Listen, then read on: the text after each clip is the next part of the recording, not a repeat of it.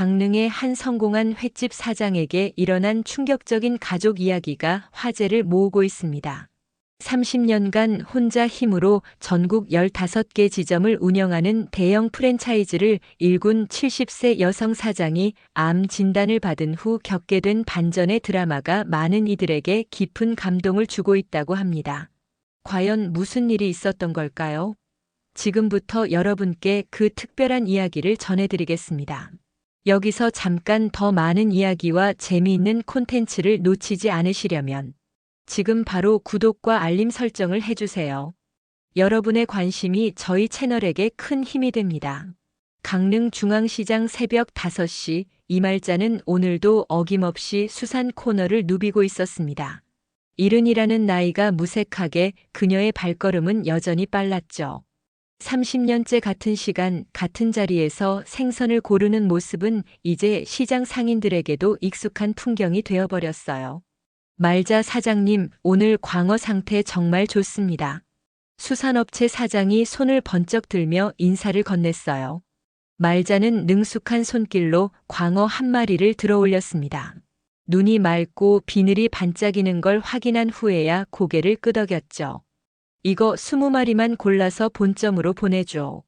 아, 그리고 우럭도 15마리 추가로. 말자회관. 강릉에서 시작해 전국 15개 지점을 둔 횟집 프랜차이즈의 이름이었습니다. 그 모든 것이 바로 이 작은 체구의 여성, 이말자의 손에서 시작되었어요. 30년 전 남편의 외도로 이혼한 후 2살배기 아들 둘을 업고 포장마차를 끌고 나왔던 그 여자가 말이죠. 시장을 나서며 말자는 핸드폰을 꺼내 큰아들 도현에게 전화를 걸었습니다. 도현아, 오늘 광어 좀 많이 들어갔으니까 본점 메뉴에 광어회 특가로 올려. 그리고 저녁에 우럭 매운탕도 추천 메뉴로 넣고. 네, 어머니. 그런데 어머니, 오늘 오후에 시간 되세요? 지훈이랑 같이 드실 말씀이 있다고 해서요. 전화 너머 도현의 목소리에는 평소와는 다른 무언가가 느껴졌어요. 말자는 잠시 멈춰 서서 핸드폰을 귀에 더 가까이 댔습니다. 무슨 일인데? 아니에요, 그냥. 가족끼리 얘기할 일이 있어서요. 어머니도 아시잖아요. 요즘 경기가 좀 어려워서 사업 방향을 다시 정리해야 할 것 같다고요. 말자는 고개를 끄덕였어요. 사실 요즘 매출이 예전만 못한 건 그녀도 알고 있었거든요. 코로나 이후로 외식업계가 전체적으로 어려워진 건 맞았습니다. 하지만 말자 회관만큼은 여전히 흑자를 유지하고 있었어요. 본점 하나만으로도 월 매출 3억 원은 나오고 있었거든요. 그래, 알겠다. 오늘 오후 3시에 본점 2층 사무실로 와. 전화를 끊고 말자는 천천히 주차장으로 걸어갔습니다. 자신의 낡은 소나타를 보며 문득 웃음이 나왔어요. 이제 벤츠든 BMW든 살 수 있는 돈은 충분했지만 이 차가 편했거든요. 30년 전 포장마차를 끌고 다닐 때부터 함께했던 동반자 같은 존재였으니까요. 본점에 도착하자 둘째 아들 지훈이 이미 주방에서 칼질을 하고 있었습니다. 38배 나이에도 여전히 요리에 대한 열정만큼은 누구보다 뜨거웠어요. 말자는 주방 입구에서 잠시 지훈의 모습을 지켜봤습니다. 지훈아, 오늘 광어 많이 들어왔으니까 손님들한테 추천 좀 해줘. 네, 어머니. 아, 그런데 어머니. 지훈도 도현과 비슷한 표정을 지었어요. 뭔가 말하고 싶어 하지만 망설이는 듯한 모습이었죠. 왜? 아니에요. 오후에 얘기 드릴게요. 말자는 고개를 갸웃거리며 2층 사무실로 올라갔습니다. 벽면 가득 걸린 상장들과 사진들이 그녀를 맞이했어요. 강릉시 모범 사업자상, 경기도 우수 음식점 인증서, 전국 프랜차이즈 대상까지.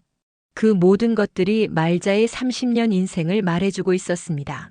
책상에 앉아 회계장부를 펼치며 말자는 최근 몇 달간의 매출을 다시 한번 확인했어요.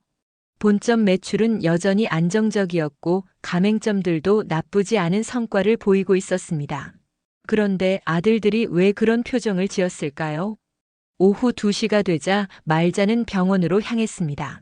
지난주 받은 건강검진 결과를 들으러 가는 길이었어요. 70이라는 나이에 아직도 새벽부터 밤늦게까지 일하는 게 몸에 무리가 가는 건 당연했죠. 요즘 속이 자주 쓰리고 식욕도 예전만 못했거든요.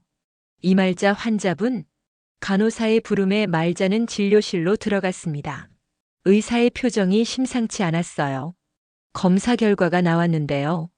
위에 작은 종양이 발견되었습니다. 다행히 초기 단계라서 수술하시면 완치 가능하실 것 같아요. 위암. 그 단어가 머릿속에서 맴돌았습니다. 말자는 담담하게 고개를 끄덕였어요. 이미 마음의 준비는 되어 있었거든요. 몸이 보내는 신호들을 무시할 수는 없었으니까요. 수술은 언제 할 수 있나요? 다음 주부터 가능합니다. 입원 기간은 보름 정도 예상하시면 될 것 같아요. 병원을 나서며 말자는 핸드폰을 꺼내려다가 멈췄습니다. 아직 아들들에게 이 소식을 전할 준비가 되어 있지 않았어요. 오늘 오후에 하려던 얘기가 이것과 관련이 있을까요? 아니면 정말 사업 때문일까요? 다시 말자회관으로 돌아오는 길, 그녀는 창문 너머로 스쳐 지나가는 강릉 바다를 바라봤습니다. 30년 전 이 바다에서 해녀 일을 하며 생계를 이어가던 시절이 떠올랐어요. 그때는 힘들었지만 확실했습니다. 오늘 잡은 미역과 전복이 내일의 밥이 되었고 그 밥이 아이들의 웃음이 되었거든요. 지금은 어떨까요? 성공했다고 하지만 정작 진짜 행복한지는 모르겠어요. 아들들과의 대화도 예전만큼 편하지 않고 며느리 지영과는 아예 대화다운 대화도 나누지 못하고 있었거든요. 3시가 가까워지자 말자는 2층 사무실로 올라갔습니다. 곧 도현과 지훈이 올라올 테니까요. 과연 아들들이 어떤 이야기를 꺼낼지 궁금했어요. 혹시 자신의 병에 대해서 알고 있는 건 아닐까요? 아니면 정말 사업과 관련된 이야기일까요? 창밖으로 보이는 강릉 바다가 오늘따라 유독 푸르게 느껴졌습니다. 오후 3시 정각 도현과 지훈이 사무실 문을 열고 들어왔습니다. 평소와는 다른 분위기였어요. 도현은 양복 정장을 말끔히 차려입었고 지훈은 셰프복 대신 깔끔한 셔츠를 입고 있었거든요. 뭔가 공식적인 자리라는 느낌이 들었습니다. 어머니, 앉아 계세요. 도현이 먼저 입을 열었어요. 말자는 두 아들의 표정을 번갈아 살펴봤습니다. 긴장한 것 같기도 하고 무언가 결심한 것 같기도 했어요. 뭔 얘기인데 그렇게 심각해? 어머니, 저희가 앞으로의 사업 방향에 대해서 고민을 많이 해봤거든요. 지훈이 서류 뭉치를 테이블 위에 올려놓았습니다. 말자는 그 서류들을 내려다봤어요. 뭔가 계약서 같은 것들이 보였습니다. 요즘 외식업계가 정말 어려워졌잖아요.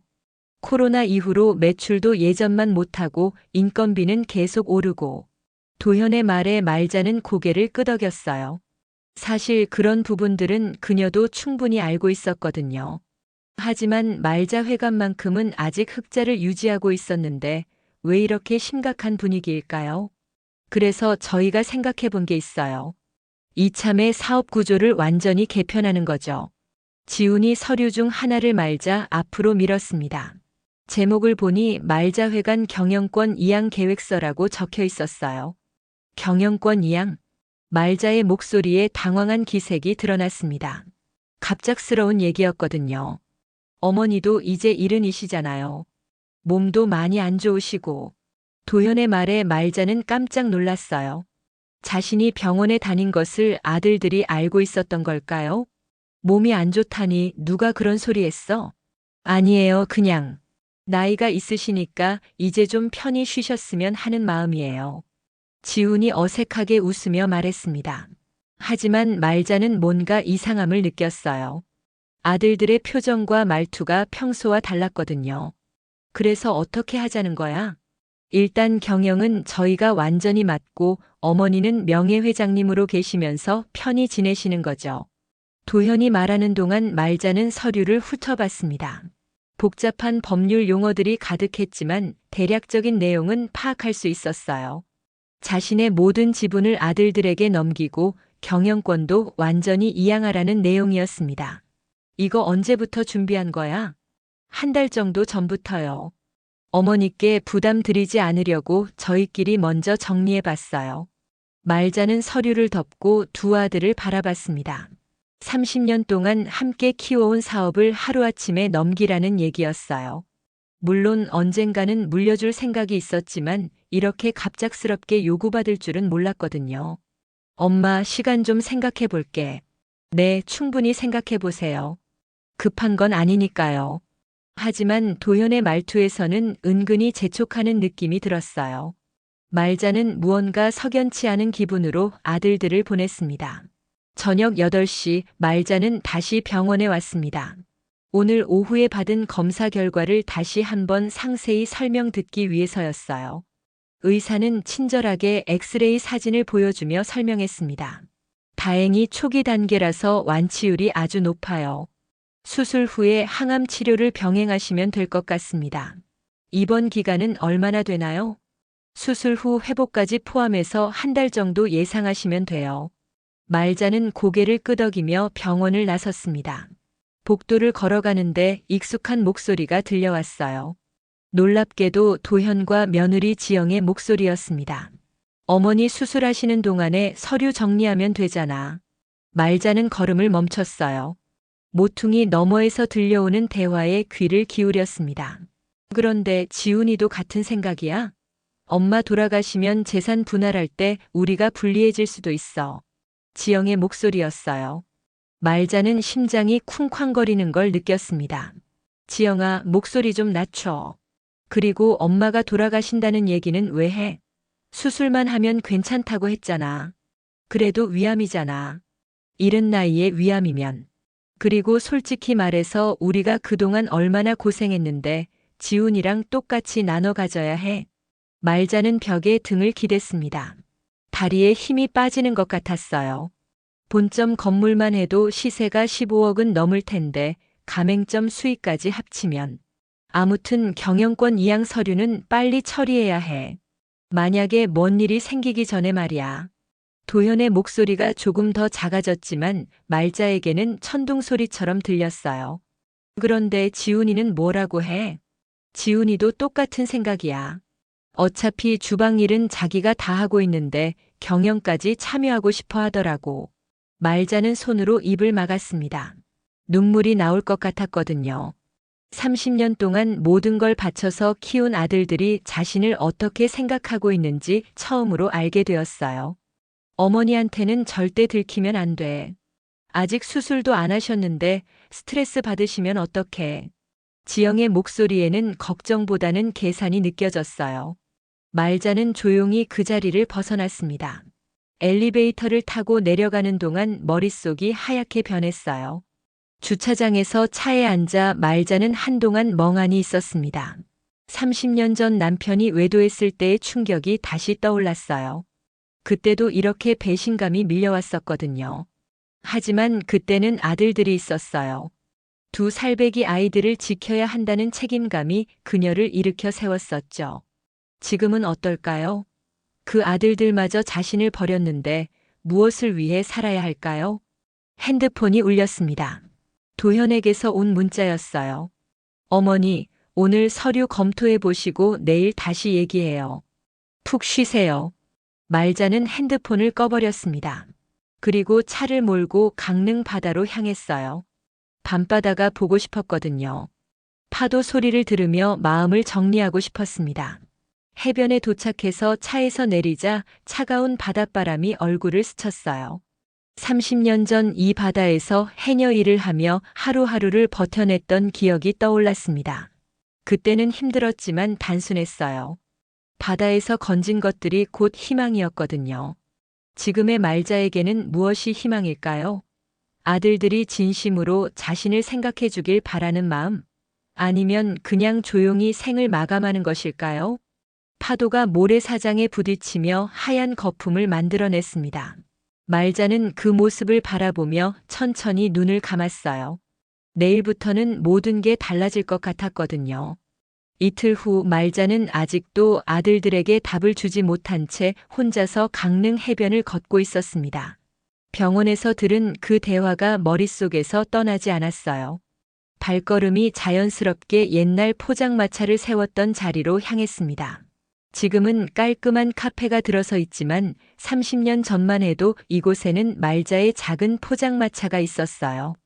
가로 3m, 세로 2m 남짓한 공간에서 모든 꿈이 시작되었거든요.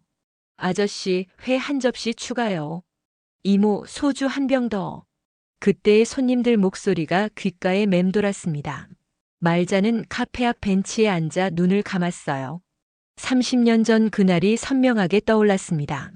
그해 겨울 남편 장경수가 바람을 피우고 있다는 사실을 알게 되었을 때였어요. 우연히 발견한 핸드폰 문자 메시지들. 여보, 오늘도 늦을 것 같아. 집에서 기다리지 마라고 적힌 문자를 다른 여자에게 보내고 있었거든요. 당신 대체 뭐 하는 거야? 말자가 따져 물었을 때 경수는 오히려 당당했었어요. 이제 그만하자, 말자야. 우리 더 이상 안 맞잖아. 안 맞긴 뭐가 안 맞아. 애들도 있는데. 애들은 내가 양육비 줄게. 그냥 깔끔하게 정리하자. 그날 밤 말자는 2살, 4살짜리 아들들을 안고 울었습니다. 도현이는 엄마가 우는 이유도 모른 채 같이 울었고 지훈이는 젖병을 빨며 엄마 품에서 잠들어 있었어요. 다음 날 말자는 결심했습니다. 남편 없이도 아이들을 키울 수 있다고. 그래서 선택한 게 해녀일이었어요. 강릉 바다에서 미역과 전복을 따는 일은 힘들었지만 하루 벌어 하루 먹고 살기에는 충분했거든요. 새벽 5시부터 오후 3시까지 바다에서 일하고 저녁에는 동네 식당에서 설거지를 했습니다. 아이들은 이웃집 할머니가 봐주셨어요. 하루 벌이가 3만 원 정도였는데 그 돈으로 분유값과 기저귀 값을 대고 나면 남는 게 거의 없었어요. 그렇게 2년을 버텼을 때였습니다. 어느 날 바다에서 일하다가 다리를 다쳐서 한 달 동안 일을 못하게 되었어요. 생활비가 떨어져 가는데 아이들은 계속 밥을 달라고 했죠. 엄마 배고파. 4살짜리 도현이가 말하는 그 순간 말자는 또 다른 결심을 했습니다. 포장마차를 하기로 한 거예요. 바다에서 직접 잡은 생선으로 회를 써서 파는 거였죠. 처음에는 정말 작았어요. 낡은 리어카에 간이 테이블 하나, 의자 4개가 전부였거든요. 그래도 직접 바다에서 잡은 싱싱한 생선으로 만든 회는 맛이 달랐어요. 이모, 이 회 정말 맛있네요. 어디서 이렇게 싱싱한 생선을 구하세요? 손님들의 칭찬에 말자는 힘을 얻었습니다. 매일 새벽에 바다에 나가서 직접 잡은 생선을 저녁에 팔았어요. 하루 매출이 10만 원을 넘는 날도 있었죠. 해녀 일만 할 때보다 수입이 3배는 늘었어요. 하지만 쉽지만은 않았습니다. 비가 오는 날에는 손님이 없었고 바다 날씨가 나쁘면 생선을 구할 수도 없었어요. 무엇보다 아이들을 혼자 키우면서 장사를 하는 게 가장 힘들었죠. 엄마 언제 와? 6살이 된 도현이가 전화로 묻곤 했어요. 포장마차는 밤늦게까지 해야 했거든요. 지훈이는 아직 어려서 혼자 있으면 자주 울었고요.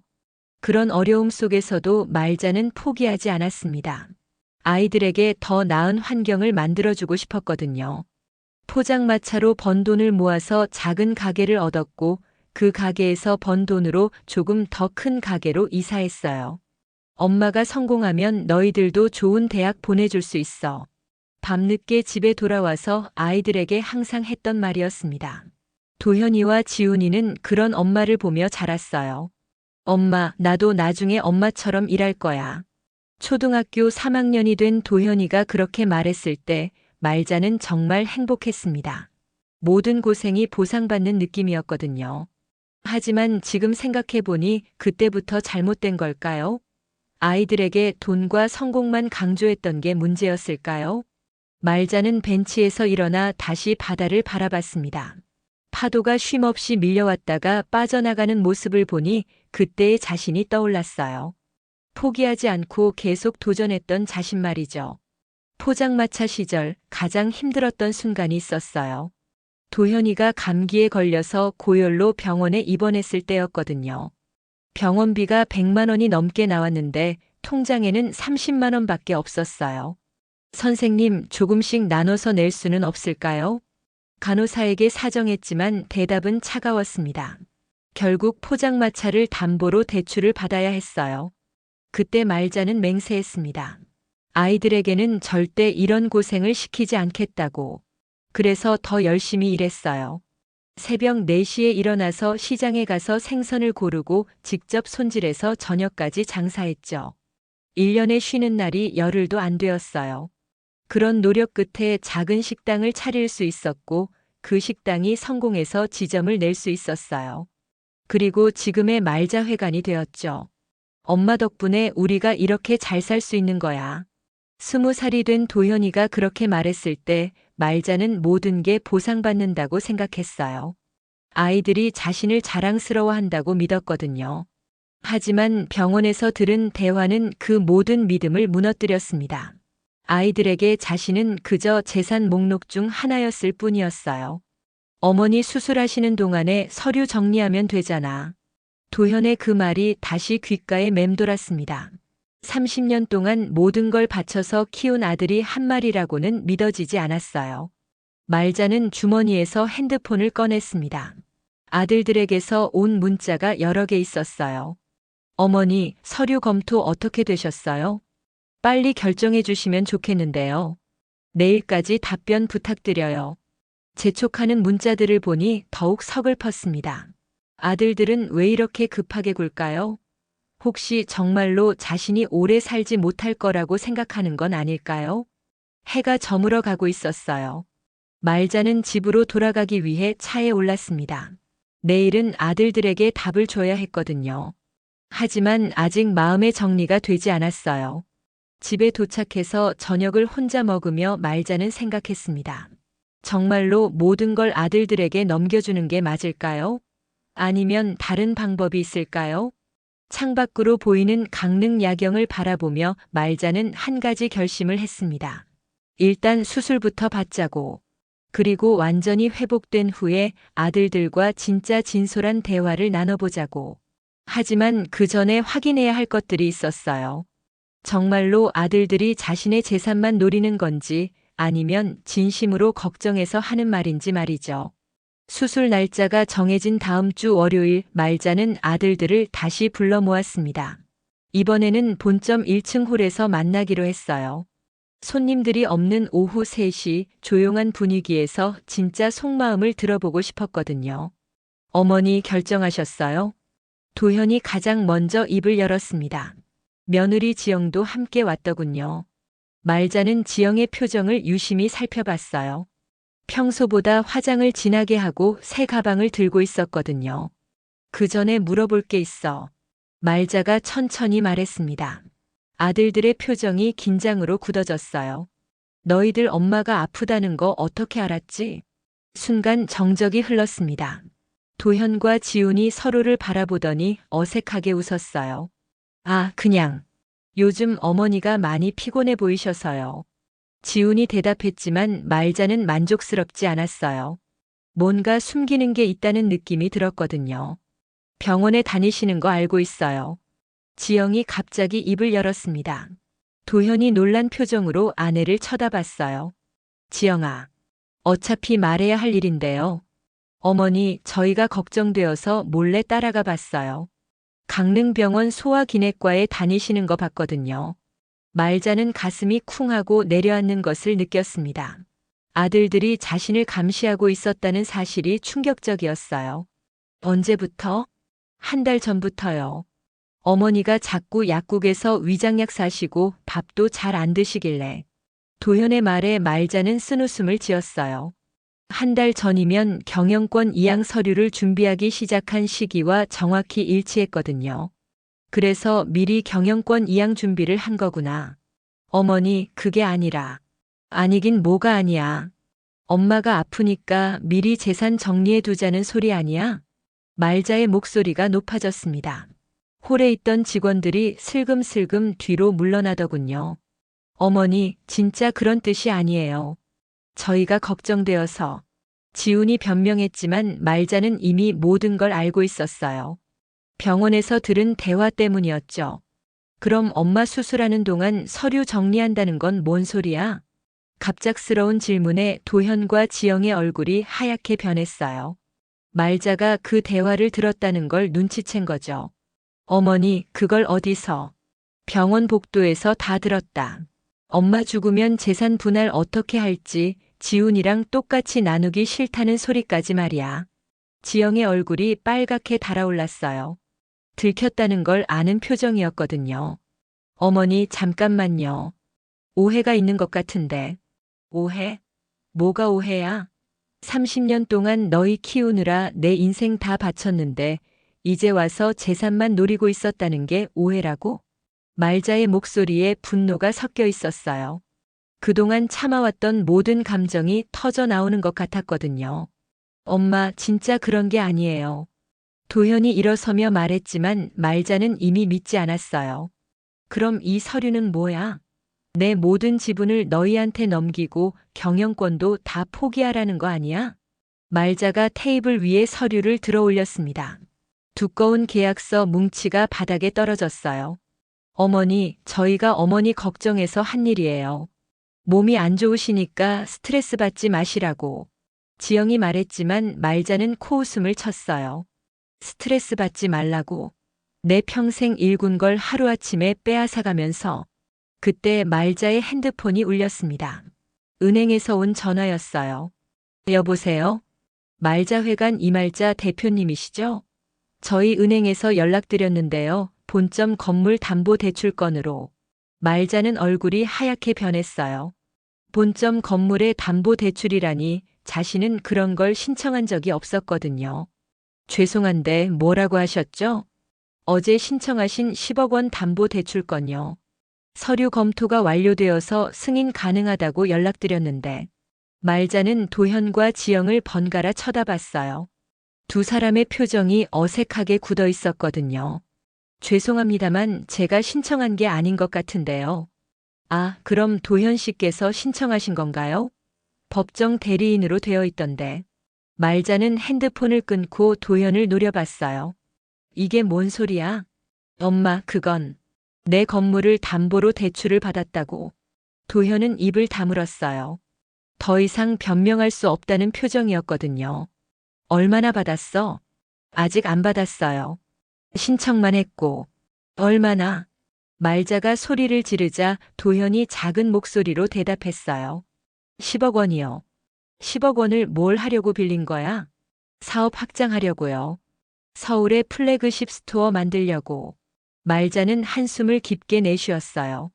자신 몰래 건물을 담보로 거액의 대출을 신청하다니 상상도 못한 일이었거든요. 내 허락도 없이?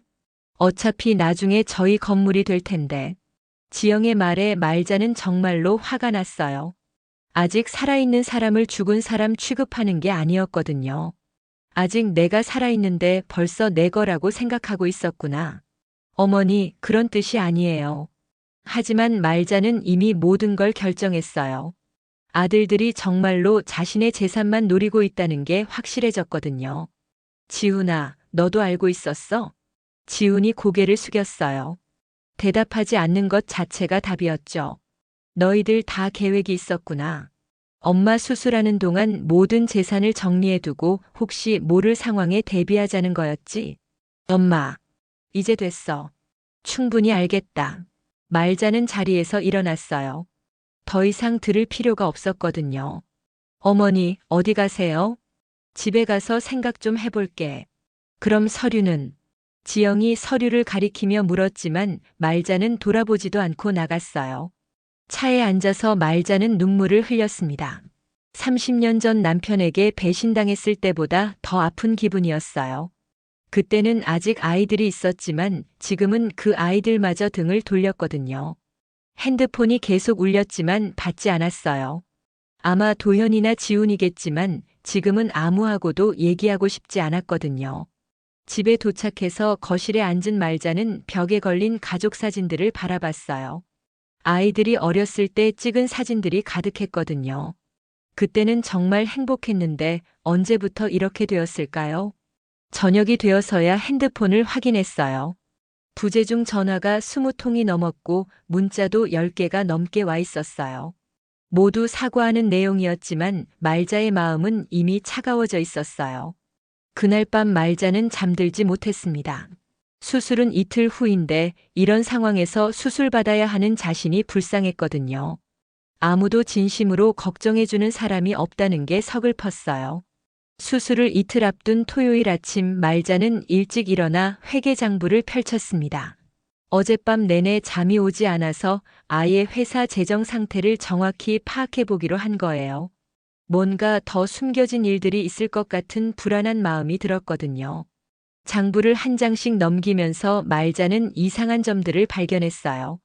지난 석 달 동안 본점 계좌에서 빠져나간 돈이 평소보다 많았거든요. 월 평균 5천만 원 정도 나가던 운영비가 최근에는 8천만 원씩 나가고 있었어요. 이게 뭐지? 말자는 세부 내역을 확인해 봤습니다. 컨설팅비, 마케팅비, 연구개발비라는 명목으로 거액이 빠져나가고 있었어요. 하지만 말자는 그런 비용을 승인한 기억이 없었거든요. 특히 눈에 띄는 건 신사업 개발비라는 항목이었어요. 매달 2천만 원씩 3개월간 총 6천만 원이 빠져나갔습니다. 그런데 말자는 신사업 개발 계획을 들어본 적이 없었어요. 핸드폰을 꺼내 도현에게 전화를 걸었습니다. 한참 후에야 전화를 받더군요. 어머니, 일찍 일어나셨네요. 도현아, 회계장부 좀 보고 있는데 이상한 게 있어서 물어보려고. 뭐가요? 도현의 목소리에 긴장이 느껴졌어요. 신사업 개발비로 6천만 원이 나갔는데 이게 뭐야? 아, 그거요? 플래그십 스토어 준비 비용이에요. 내가 승인한 적 없는데? 어머니가 몸이 안 좋으시니까 저희가 알아서 처리했어요. 말자는 화가 났어요. 자신의 허락 없이 회사 돈을 마음대로 쓰고 있었던 거죠. 그럼 컨설팅비 4천만 원은 뭐고? 브랜딩 컨설팅 받았어요. 말자회관 이미지 개선 작업이요. 마케팅비 3천만 원도? 인플루언서 마케팅이랑 유튜브 광고요. 도현은 척척 답변했지만 말자는 전혀 모르는 일들이었어요. 총억 3천만 원이 자신 모르게 사용되었다는 계산이 나왔거든요. 지금 당장 사무실로 와. 영수증이랑 계약서 다 가져오고. 어머니, 오늘은 토요일인데. 상관없어. 1시간 안에 와. 전화를 끊고 말자는 다시 장부를 살펴봤어요. 더 자세히 보니 이상한 점이 또 있었습니다. 가맹점 관리비 명목으로 매달 받아야 할 돈이 제대로 들어오지 않고 있었어요. 전국 15개 가맹점에서 매달 2천만 원씩 총 3억 원이 들어와야 하는데 최근 3개월 동안은 절반밖에 들어오지 않았거든요. 이것도 말자는 몰랐던 일이었어요. 1시간 후 도현이 사무실에 도착했습니다. 얼굴이 굳어 있었어요. 영수증 가져왔어? 네, 여기 있어요. 도현이 서류 뭉치를 내밀었지만 말자가 보기에는 뭔가 부족해 보였어요. 이게 다야? 네, 다 가져왔어요. 말자는 영수증들을 하나씩 확인했습니다. 그런데 이상했어요. 컨설팅 회사 이름이 도현기획이라고 되어 있었거든요. 이 도현기획이 뭐야? 컨설팅 회사요. 사장이 누구인데? 도현이 입을 다물었어요. 대답하지 않는 것 자체가 수상했죠. 설마 내 회사야? 답 안 할 거야? 결국 도현이 고개를 끄덕였어요. 말자는 어이가 없었습니다. 자기 회사를 만들어서 어머니 회사 돈을 빼돌렸다는 얘기였거든요. 그럼 마케팅 회사도 내 거야? 지영이 이름으로 되어 있어요. 이제 모든 게 명확해졌어요. 도현과 지영 부부가 합작해서 말자회관 돈을 빼돌리고 있었던 거죠. 그럼 실제로는 일한 게 없다는 소리네? 그런 건 아니에요. 진짜로 컨설팅도 받고 마케팅도 했어요. 내가 내 회사에 돈 주고 내가 일하면서. 도현은 더 이상 변명할 수 없었어요. 말자는 다른 영수증들도 확인해 봤습니다. 연구개발비로 나간 돈은 지훈이 만든 지훈요리연구소라는 곳에 갔더군요. 지훈이도 한패구나. 어머니, 저희가 나쁜 마음으로 한 게 아니에요. 그럼 뭐야? 좋은 마음으로 내 돈을 훔친 거야? 말자의 목소리가 높아졌어요. 억 3천만 원이라는 거금을 아들들이 빼돌렸다는 사실이 믿어지지 않았거든요. 가맹점 관리비는 왜 제대로 안 들어와? 몇 개 점포가 어려워해서 유예해줬어요. 누가 결정했는데? 저희가요. 내 허락도 없이? 도현은 대답하지 못했어요. 모든 게 말자 몰래 진행된 일들이었거든요. 그때 지훈이 사무실에 들어왔어요. 아마 도현이 연락했나 봤습니다. 엄마, 무슨 일이에요? 지훈아, 내 연구소 얘기 좀 들어보자. 지훈의 얼굴이 굳어졌어요. 그건 4천만 원 받아서 뭘 연구했는지 보고서라도 있어? 있어요. 지훈이 핸드폰을 꺼내서 뭔가를 보여줬지만 말자가 보기에는 그냥 요리 레시피 몇 개가 전부였어요. 이게 4천만 원짜리 연구야?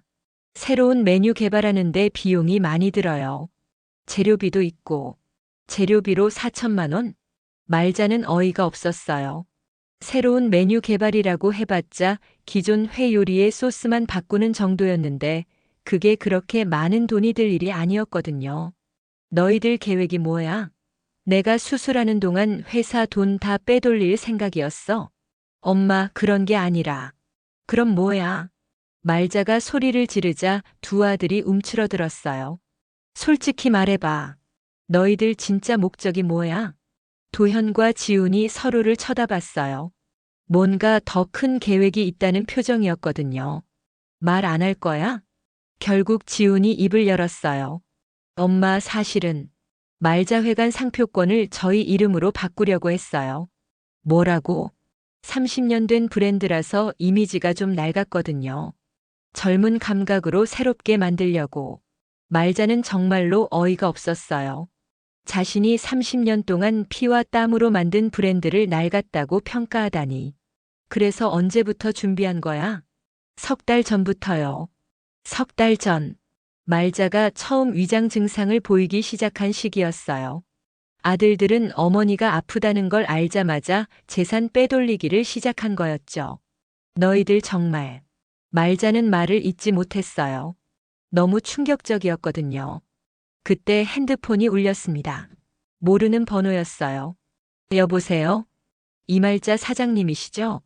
저는 법무법인에서 연락드렸는데요. 상표권 이전 등록건으로. 말자는 전화를 끊고 두 아들을 노려봤어요. 상표권 이전도 벌써 신청했구나. 두 아들은 아무 말도 하지 못했어요. 모든 게 들통난 상황이었거든요. 너희들이 내 딸이었으면 차라리 나았을 거야. 말자가 중얼거리자 도현이 고개를 들었어요. 엄마, 저희가 잘못했어요. 하지만 진짜로 회사를 더 크게 만들려고. 닥쳐. 말자는 처음으로 아들에게 그런 말을 했어요. 더 이상 들을 수 없었거든요. 월요일에 수술 받고 나서 모든 걸 정리할 거야. 그때까지 회사 돈 한 푼도 더 건드리지 마. 엄마, 나가. 두 아들이 사무실을 나간 후 말자는 혼자 앉아 있었어요. 30년 동안 쌓아온 모든 것이 무너지는 기분이었거든요. 아들들이 이렇게 배신할 줄은 꿈에도 몰랐어요. 창밖으로 보이는 강릉 바다가 오늘따라 더욱 차갑게 느껴졌습니다. 수술 전날 일요일 저녁 말자는 강릉병원 병실에 혼자 누워 있었습니다. 내일 오전 9시에 수술이 예정되어 있었어요. 간호사가 수술 전 주의사항을 설명하고 나간 후 병실은 적막했습니다. 창밖으로 보이는 강릉 시내 불빛들을 바라보며 말자는 생각에 잠겼어요. 만약 수술이 실패하면 어떻게 될까요? 아들들은 진짜로 슬퍼할까요? 아니면 재산 분할만 걱정할까요? 어머니, 괜찮으세요? 문이 열리며 도현과 지훈이 들어왔습니다. 며느리 지영도 함께였어요. 모두 심각한 표정을 짓고 있었거든요. 왜 왔어? 내일 수술이잖아요. 걱정되어서. 지훈이 말했지만 말자는 믿지 않았어요. 어제 있었던 일 때문에 아직도 화가 나 있었거든요. 걱정은 무슨. 어차피 수술 끝나면 서류 사인하라고 재촉할 거면서. 어머니, 그런 얘기 왜 하세요? 지영이 작은 목소리로 말했지만 말자의 표정은 차가웠어요. 진짜 궁금한 게 있어. 너희들 언제부터 이런 계획 세웠던 거야? 엄마, 솔직히 말해봐. 내가 암에 걸렸다는 걸 알고 나서부터지. 도현과 지훈이 고개를 숙였어요. 대답하지 않는 것 자체가 답이었죠. 그래, 맞구나. 엄마가 죽을 수도 있다고 생각하니까 미리 재산 정리해 두려고 했던 거네. 어머니, 정말 그런 게 아니에요. 지영이 변명했지만 말자는 이미 모든 걸 알고 있었어요. 그럼 뭐야? 내가 건강할 때는 왜 경영권 이양 얘기 안 했어? 세 사람은 아무 말도 하지 못했어요. 말자의 지적이 정확했거든요. 나가줘. 혼자 있고 싶어. 어머니 내일 수술인데. 그래서 더 혼자 있고 싶다고. 결국 세 사람이 병실을 나갔어요. 말자는 다시 창밖을 바라봤습니다. 30년 전 포장마차를 하던 시절이 떠올랐어요. 그때는 힘들었지만 아이들이 있어서 행복했는데 지금은 모든 걸 가졌지만 외로웠거든요. 밤이 깊어갈 무렵 말자는 중요한 결정을 내렸습니다. 수술이 성공하면 모든 걸 바꿔야겠다고. 아들들이 원하는 대로 재산을 물려주는 게 아니라 완전히 다른 방법을 택하기로 한 거예요. 다음 날 오전 수술실로 들어가기 전 말자는 간호사에게 부탁했습니다. 혹시 수술 후에 변호사를 만날 수 있을까요? 네. 왜요? 급하게 정리할 일이 있어서요. 수술 후 회복되시면 가능할 것 같은데요. 그럼 미리 연락처 좀 알려주실 수 있어요? 간호사가 법무팀 연락처를 적어줬어요. 말자는 그 종이를 꼭 쥐고 수술실로 들어갔습니다. 수술은 3시간 동안 진행되었어요. 다행히 암세포가 예상보다 작았고 완전히 제거할 수 있었습니다. 의사는 수술이 성공적이었다고 했어요. 회복실에서 깨어난 말자는 가장 먼저 간호사를 불렀습니다. 변호사 연락 좀 해주세요. 아직 수술 직후인데. 지금 당장 필요해요. 결국 병원 법무팀에서 변호사가 왔어요. 말자는 아직 마취에서 완전히 깨어나지 않은 상태였지만 정신은 또렷했거든요. 유언장을 작성하고 싶어요. 지금요? 수술 직후인데. 제 정신이 멀쩡할 때 해야죠. 변호사는 말자의 의지가 확고한 걸 보고 유언장 작성을 도와줬어요. 말자회관의 모든 지분 70%를 강릉시 사회복지재단에 기부합니다. 네. 정말이세요? 네. 그리고 나머지 30%는 두 아들에게 각각 15%씩 상속합니다. 변호사는 놀란 표정을 지었어요. 보통은 자식들에게 모든 재산을 물려주는데 대부분을 기부한다는 게 특이했거든요. 정말 확실하신 거죠? 네. 그리고 이 내용은 다음 주까지 비밀로 해주세요. 알겠습니다. 유언장 작성을 마친 후 말자는 비로소 마음이 편해졌어요. 이제 아들들이 뭘 해도 상관없었거든요. 저녁에 도현과 지훈이 병문안을 왔어요. 어머니, 수술 잘 되셨다면서요? 응, 의사가 성공적이었다고 하더라. 다행이에요. 그런데 어머니, 도현이 조심스럽게 말했어요. 뭐? 경영권 이양 서류 언제 검토해 주실 수 있어요? 말자는 쓴웃음을 지었어요. 수술 직후에도 그 얘기부터 하는 아들이 한심했거든요. 퇴원하고 나서 생각해 볼게. 네, 천천히 생각하세요. 하지만 도현의 표정에서는 재촉하는 기색이 느껴졌어요. 이틀 후 말자는 퇴원했습니다. 집에 도착하자마자 아들들이 찾아왔어요. 또 그 서류를 들고 말이죠. 어머니, 이제 좀 괜찮으시죠? 뭐가? 서류 검토 말이에요. 지영이 서류를 테이블 위에 올려놓았어요. 말자는 그 서류를 바라봤습니다. 알겠어. 내일 발표할게. 발표요? 응. 직원들한테도 알려야지. 도현과 지훈이 기뻐하는 표정을 지었어요. 드디어 어머니가 승낙한다고 생각한 거죠. 다음 날 오후 3시 말자는 본점 직원들을 모두 불러 모았습니다. 관리직부터 주방 직원까지 30명이 넘는 사람들이 홀에 모였어요. 오늘 여러분들께 중요한 발표를 하려고 모였습니다. 말자가 마이크를 잡고 말했어요. 도현과 지우는 앞자리에 앉아서 기대에 찬 표정을 짓고 있었거든요. 먼저 제가 수술을 받았던 걸 알고 계실 텐데 다행히 완전히 회복되었습니다. 직원들이 박수를 쳤어요. 그리고 오늘부터 말자회관의 경영 구조가 바뀝니다. 도현과 지훈이 고개를 끄덕였어요. 말자회관 지분의 70%를 강릉시 사회복지재단에 기부하기로 결정했습니다. 순간 홀이 조용해졌어요. 도현과 지훈의 얼굴이 하얗게 변했거든요. 네. 뭐라고 하셨어요? 도현이 벌떡 일어서며 물었어요. 들은 그대로야. 회사 지분 70%를 사회에 환원하기로 했어. 그럼 저희는 너희한테는 각각 15%씩 남겨뒀어. 지훈이 얼굴이 빨갛게 달아올랐어요. 엄마, 농담이시죠? 농담으로 들려? 이미 법적으로 처리 완료됐어. 말자가 서류를 들어보이자 직원들이 웅성거렸어요. 어머니, 이건 너무하신 거 아니에요? 지영이 소리를 질렀지만 말자는 담담했어요. 뭐가 너무해? 너희들이 원하던 대로 경영권 넘겨준 거잖아. 이런 식으로요? 그럼 어떤 식으로 해달라고?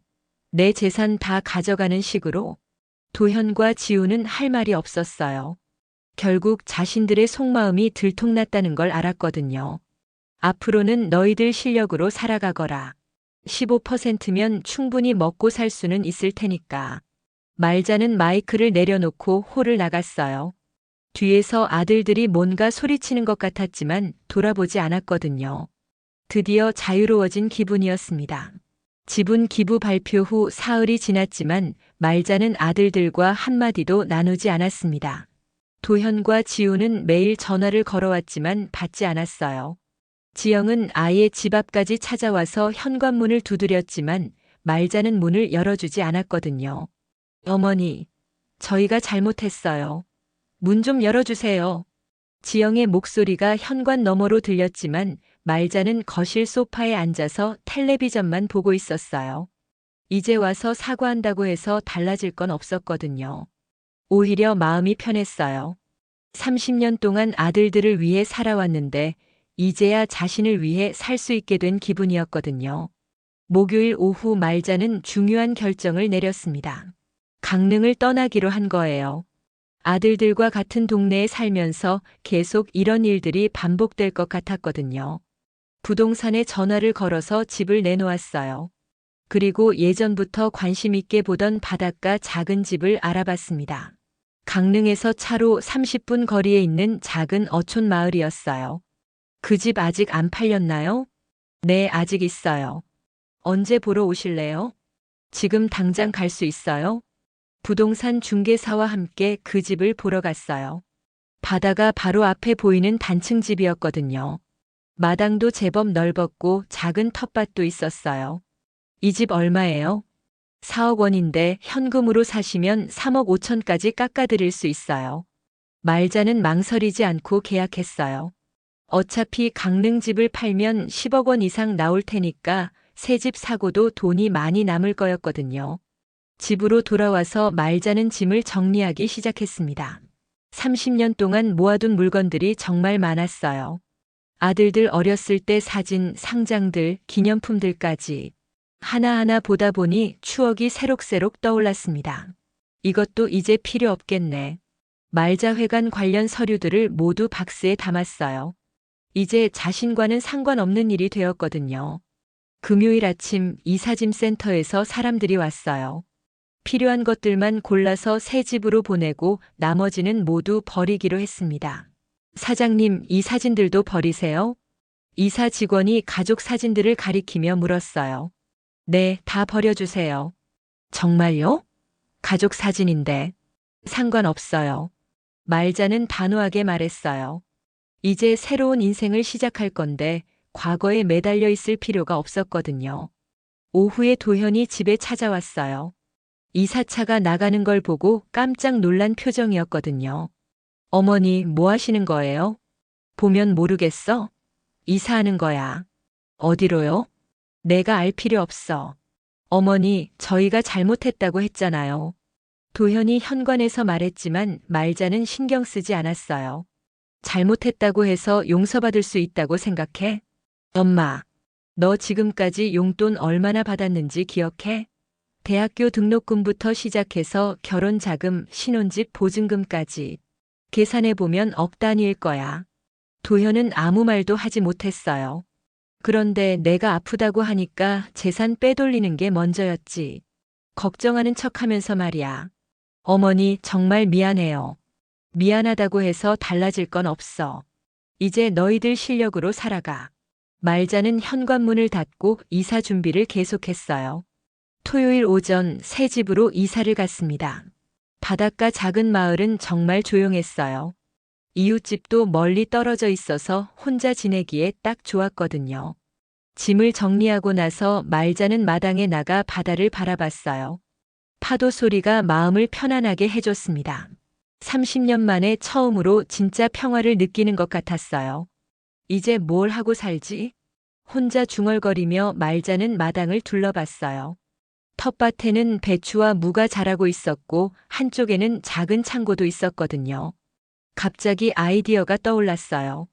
작은 민박을 해보면 어떨까 하는 생각이었죠. 집도 제법 크고 바다 앞이라 전망도 좋았거든요. 다음 주부터 말자는 집을 민박용으로 개조하기 시작했습니다. 방 2개를 게스트룸으로 만들고 거실은 공용 공간으로 꾸몄어요. 마당에는 바비큐 시설도 설치했거든요. 한 달 후 바다 풍경 민박이라는 간판을 달았어요. 인터넷에 올리자마자 예약이 들어오기 시작했습니다. 사장님, 정말 바다가 바로 앞이네요. 첫 번째 손님은 서울에서 온 젊은 부부였어요. 신혼여행으로 왔다고 하더군요. 네, 아침에 일어나시면 바다에서 뜨는 해를 보실 수 있어요. 와, 대박이에요.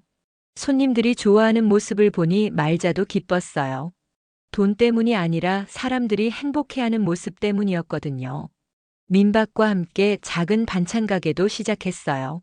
직접 김치와 젓갈을 담가서 파는 거였죠. 마을 어르신들이 잡아온 생선으로 생선구이 도시락도 만들었어요. 이모, 이 김치 진짜 맛있어요. 어떻게 담근 거예요? 민박 손님들이 반찬 가게까지 찾아와서 김치를 사가곤 했어요. 우리 엄마가 해주던 방식으로 담갔어요. 비법은 없고 정성이 전부죠. 손님들과 이런저런 얘기를 나누다 보니 30년 만에 처음으로 마음이 편해졌어요. 아무도 자신을 말자회관 사장으로 보지 않았거든요. 그냥 바다 풍경 민박 이모였을 뿐이었어요. 저녁에 혼자 바다를 바라보며 말자는 생각했습니다. 이게 진짜 자유구나. 아무에게도 얽매이지 않고 자신이 원하는 대로 살아가는 것 말이에요. 핸드폰에는 여전히 아들들에게서 문자가 왔지만 읽지 않고 삭제했어요. 이제 그들과는 상관없는 인생을 살 거였거든요. 마을 어르신들도 말자를 따뜻하게 받아들여 주셨어요. 특히 옆집 할머니는 매일 반찬을 나눠주셨고 마을 이장님은 어디서 뭘 사야 하는지 친절하게 알려주셨거든요. 이모, 여기 와서 잘 지내시는 것 같네요. 마을 슈퍼마켓 사장님이 그렇게 말했을 때 말자는 진심으로 고개를 끄덕였어요. 네, 정말 편해요. 그렇게 말자의 새로운 인생이 시작되었습니다. 바다와 함께 진짜 자신의 모습으로 말이에요. 바다 풍경 민박을 연지 6개월이 지났을 무렵 말자는 완전히 새로운 사람이 된 것 같았어요. 매일 새벽 5시에 일어나서 바다를 바라보며 커피를 마시고 손님들 아침 식사를 준비하는 일상이 행복했거든요. 그날도 평소와 다름없는 아침이었습니다. 서울에서 온 가족 손님들이 마당에서 바비큐를 하고 있었고 말자는 반찬 가게에서 김치를 담그고 있었어요. 사장님, 손님 한 분 오셨어요. 민박 청소를 도와주는 마을 아주머니가 말했어요. 예약 손님인가요? 아니요, 그냥 오신 것 같은데. 많이 초라해 보여요. 말자는 고개를 갸웃거리며 현관으로 나갔습니다. 그런데 현관 앞에 서 있는 사람을 보고 깜짝 놀랐어요. 지훈이었거든요. 반년 만에 본 둘째 아들은 완전히 다른 사람처럼 보였어요. 살이 많이 빠져서 뺨이 푹 들어가 있었고 옷도 낡고 더러웠거든요. 무엇보다 술 냄새가 심하게 났어요. 지훈아? 엄마. 지훈이 말자를 보자마자 무릎을 꿇었어요. 그리고 그대로 땅에 엎드려 울기 시작했거든요. 엄마, 미안해요. 정말 미안해요. 일어나. 손님들 다 보고 있어. 말자는 당황하며 지훈을 일으켜 세웠어요. 정말로 민박 손님들이 이상한 눈으로 바라보고 있었거든요. 안으로 들어와. 거실로 들어간 지훈은 계속 울었어요. 말자는 물 한 잔을 주며 기다렸습니다. 지금 어떻게 지내고 있어? 한참 후에야 지훈이 대답했어요. 엄마, 저 다 잃었어요. 뭘? 요리 연구소도 망했고 집도 뺏겼어요. 지금은 고시원에서 살고 있어요. 말자는 놀랐어요. 불과 반년 만에 그렇게 될 수가 있을까요? 도현이는 형도 마찬가지예요. 플래그십 스토어 사업 실패하고 빚만 몇 척 생겼어요. 형수는 이혼하겠다고 나갔고 지훈의 말을 들으며 말자는 복잡한 기분이었어요. 아들들이 고생하고 있다는 게 안쓰럽기도 했지만 한편으로는 자업자득이라는 생각도 들었거든요. 그래서 여기까지 찾아온 거야? 엄마, 저 정말 잘못했어요. 그동안 엄마가 얼마나 고생하셨는지 이제야 알겠어요. 지훈이 다시 울기 시작했어요. 엄마 없으니까 아무것도 할 수 없더라고요. 요리는 할 줄 알아도 장사는 몰라서 손님한테 사기당하기도 하고 재료비 계산도 틀려서 적자만 났어요. 말자는 한숨을 내쉬었어요. 아들이 그동안 얼마나 철없이 살았는지 알 수 있었거든요. 그래서 뭘 어떻게 해달라는 거야? 엄마, 저 여기서 일하게 해주세요. 돈 안 받아도 되니까 그냥 밥만 먹여주세요. 지훈의 간절한 목소리에 말자는 잠시 생각에 잠겼어요. 술은 언제부터 마시기 시작했어? 한 달 전부터요. 너무 힘들어서. 술 끊을 수 있어? 네, 끊을게요. 말자는 지훈을 한참 바라봤어요. 정말로 반성하고 있는 것 같았거든요. 일주일만 기회를 줄게. 술 한 번이라도 마시면 바로 나가는 거야. 네. 고맙습니다, 엄마. 지훈이 다시 무릎을 꿇으려 하자 말자가 말렸어요. 그만해. 손님들한테 민폐야. 그날부터 지훈이 민박에서 일을 시작했어요. 처음에는 청소부터 시켰는데 정말 열심히 했거든요. 새벽 6시부터 밤 10시까지 쉬지 않고 일했어요. 일주일 후 말자는 지훈에게 주방 일을 맡겼어요. 역시 요리 실력은 뛰어났거든요. 손님들 아침 식사를 만들고 반찬 가게 밑반찬도 만들었어요. 이모, 오늘 생선구이 정말 맛있어요. 누가 만든 거예요? 손님들이 칭찬할 때마다 지훈은 뿌듯해했어요. 말자도 속으로는 기뻤거든요. 한 달 후 도현이 찾아왔어요. 지훈보다는 나아 보였지만 역시 예전 같지 않았어요. 정장 대신 평상복을 입고 있었고 얼굴에는 피로가 가득했거든요. 어머니, 도현도 현관에서 무릎을 꿇으려 했지만 말자가 말렸어요. 들어와서 얘기해. 거실에서 도현은 자신의 근황을 털어놓았어요. 사업 실패로 집을 잃었고 지영과도 이혼했다고 했거든요. 지금은 친구 집에서 신세 지고 있어요. 그래서? 어머니, 저도 여기서 일하게 해주세요. 말자는 도현을 바라봤어요. 큰아들도 정말로 반성하고 있는 것 같았거든요. 지훈이처럼 술 마시지 말고 열심히 할 수 있어? 네, 할 수 있어요. 결국 도현도 민박에서 일하게 되었어요. 지훈은 주방을, 도현은 예약 관리와 손님 응대를 맡았거든요. 처음에는 어색했어요. 반년 만에 다시 만난 모자 관계였고 그동안 많은 일이 있었으니까요. 하지만 시간이 지나면서 조금씩 마음이 열렸어요. 엄마, 이제야 알겠어요. 어느 날 저녁 지훈이 말했어요. 뭘? 엄마가 얼마나 힘들게 저희를 키우셨는지. 그동안 당연하다고 생각했는데. 도현도 고개를 끄덕였어요. 저희가 정말 철없었어요. 엄마 돈으로 편하게 살면서 엄마한테는 관심도 없었죠. 말자는 두 아들을 바라봤어요. 정말로 많이 변한 것 같았거든요. 그래도 늦지 않았어. 이제라도 제대로 살면 돼. 그날 밤 세 사람은 오랜만에 함께 저녁을 먹었어요. 예전처럼 화려한 음식은 아니었지만 지훈이 직접 만든 된장찌개와 생선구이였거든요. 엄마, 맛있어요? 응, 맛있다. 말자는 진심으로 그렇게 말했어요. 돈으로는 살 수 없는 맛이었거든요. 엄마, 저희가 다시 가족이 될 수 있을까요? 도현이 조심스럽게 물었어요. 이미 가족이야. 다만 이제는 서로 의지하는 가족이 아니라 각자 독립해서 사는 가족이 되는 거지. 두 아들이 고개를 끄덕였어요. 그 후로 말자의 민박은 더욱 인기가 많아졌어요.